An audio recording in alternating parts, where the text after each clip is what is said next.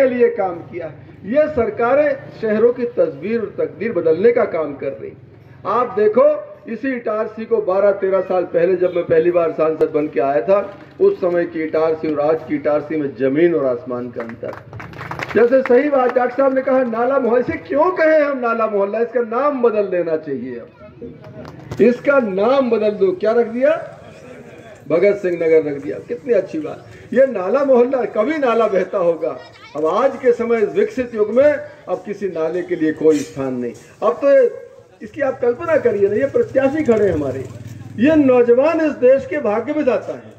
ये बिटिया, ये कितनी उम्र होगी, 22-24 साल की बच्ची, ये पार्थ भैया के बहु नई उम्र के लोग आ रहे हैं, हमारे दोनों गौर साथी। देखना, ये 25 साल से अंदर के, मुझे लगता है डॉक्टर साहब, अगर भारतीय जनता पार्टी की परिषद बनी तो शायद ये 40 साल से छोटी उम्र की नगर परिषद हमारी इस बार बनने वाली। ये नौजवानों की नगर परिषद बनने वाली है। उन नौजवानों की नुमाइंदगी, हिंदुस्तान, हमारे भारत की आबादी 140 करोड़ की है। 140 करोड़ में 40 हमारे जो 40 साल से छोटे उम्र के हैं बेटा बेटी, उनकी आबादी 80 करोड़ है। तो 80 करोड़ देशवासियों की नुमाइंदगी अगर कोई करेंगे, आपके 5 पार्षद जो खड़े हैं ये उसकी नुमाइंदगी करेंगे। भारतीय जनता पार्टी ने नौजवान चेहरों को आगे बढ़ाया है, हिम्मत का काम है। शेनू भाईजान बड़े बहुत वरिष्ठ हैं, लेकिन इस बिटिया से काम कराना, पार्थ भैया की 2 पीढ़ी भारतीय जनता पार्टी के लिए काम कर रहे हैं, लेकिन बहू को निकालकर जनता की सेवा के लिए समर्पित करना, ये बड़े कलेजे का काम। इन बड़े आपने इन बच्चों को अगर नगर के विकास के लिए सौंपा है, भारतीय जनता पार्टी ने इनको आगे बढ़ाया है, मैं तो आपसे हाथ जोड़कर विनती करके जा रहा हूं, हमारे अकलियत के साथियों से विनती करके जा रहा हूं, एक बार अच्छा मन करके भरपूर ताकत से इटारसी की नगर पालिका बनाओ।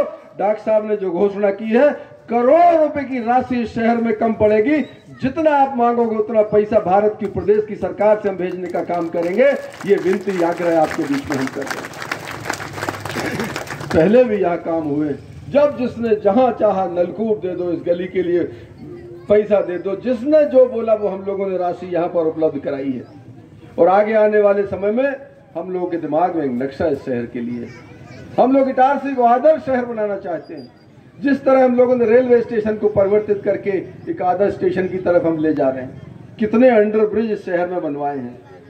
स्टेशन पर सीढ़ियों से लोग जाते थे, कभी कल्पना नहीं करते थे कि दिल्ली मुंबई की तरह एस्केलेटर से लोग चढ़ेंगे। हमारे बुजुर्ग जो है वो एस्केलेटर पे खड़े होकर सीधे ऊपर पहुंच जाते हैं। लिफ्ट लगी, अब हम 3 नंबर 4 नंबर, हमारा प्रयास है कि आगे आने वाले 2 साल में हर प्लेटफॉर्म पर हम लिफ्ट लगवा दें, जिससे बुजुर्गों को कोई दिक्कत ना हो, आराम से प्लेटफॉर्म पर उतर चढ़ सके। ये योजना हमारी है।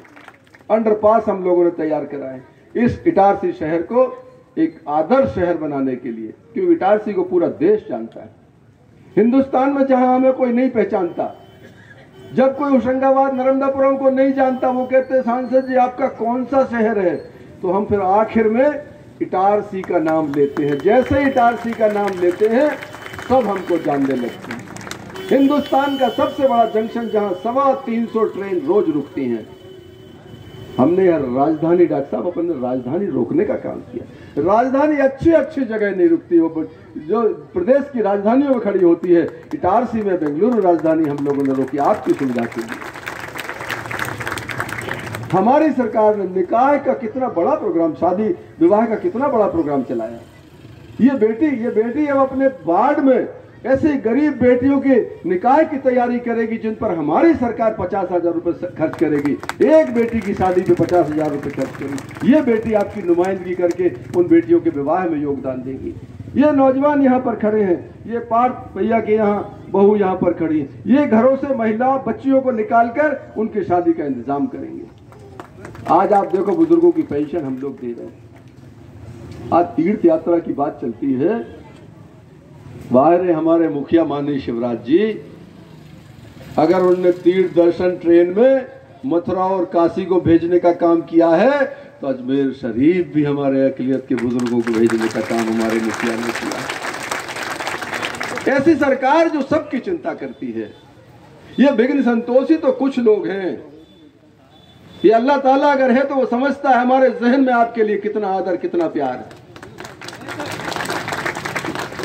ये कुछ फीसदी लोग हैं जो वातावरण खराब करते हैं। इटारसी हमारा जिगर का टुकड़ा है। इटारसी अगर हम सब मुट्ठी बना ले, इटारसी में भारतीय जनता पार्टी की परिषद बनाने से कोई नहीं रोक सकता। आज हम और डॉक्टर साहब, हमारे सभी वरिष्ठ नेता यहाँ पर आए, हम सब एकजुट हों। राकेश जी, आप पहले परिषद में काम कर चुके, हमारे 2 नौजवान साथी पहली बार आए हैं, 2 बेटियां हैं पहली बार चुनाव लड़ रही। आप सब एकजुट होकर, मुझे लगता है इतने बड़े आशीर्वाद के बाद तो फिर पराजय का मतलब ही नहीं। इतनी बड़ी संख्या में हमारी माताएं बहनें नौजवान खड़े हैं, मतलब ये तो 5 की 5 उंगलियां आपकी मुट्ठी बन गई समझ लो। आज ये तो जीत कर जा रहे हैं, और ये जीत कर गए मतलब भारतीय जनता पार्टी की परिषद बनेगी, जैसी डॉक्टर साहब कह रहे थे। और परिषद आपने बना ली तो बहुत जिम्मेदारी से, संध्या का वक्त है, पहले भी इस शहर को पैसे की कमी हम लोगों ने नहीं आने दी। कोरोना के कारण 2 साल दिक्कत हुई, अब तो कोविड से भी मुक्ति मिल चुकी है।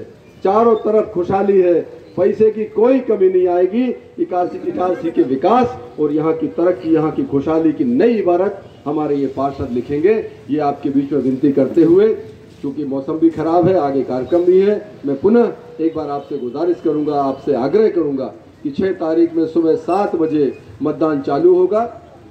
7 बजे से 5 बजे तक मतदान होगा। हम घर से निकल के जाएं, अगर बारिश होगी छाता लगा के जाएं, नौजवान बरसाती पहन कर जाए, लेकिन वोट डालने जरूर जाएं।